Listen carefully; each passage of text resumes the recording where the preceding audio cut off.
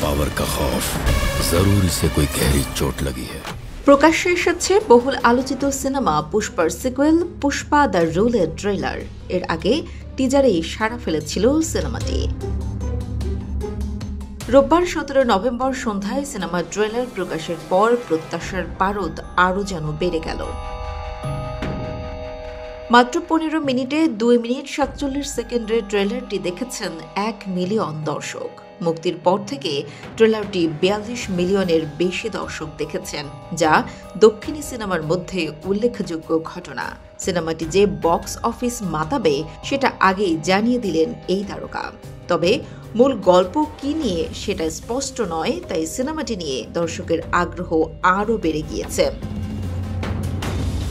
সিকুয়েলে পুষ্পা বিবাহিত, প্রেমিকার সঙ্গে সংসার বেঁধেছে, তার মাঝেই ভয়ানক সব কাণ্ড। তার রশ্মিকা মান্দানা আল্লু অর্জুনের রোমান্টিক মুহূর্তের ঝলকও দেখা গেল।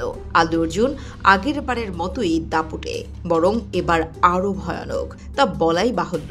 এ পর্বেও পুষ্পারাজকে দেখা যাবে শত্রুদের সঙ্গে প্রতিশোধের খেলায় মেতে উঠতে। ট্রেলারে চমকে দিয়েছেন প্রথম পর্বে স্বল্প সময়ে দর্শকদের মন জয় করা ফাহাদ ফসিল।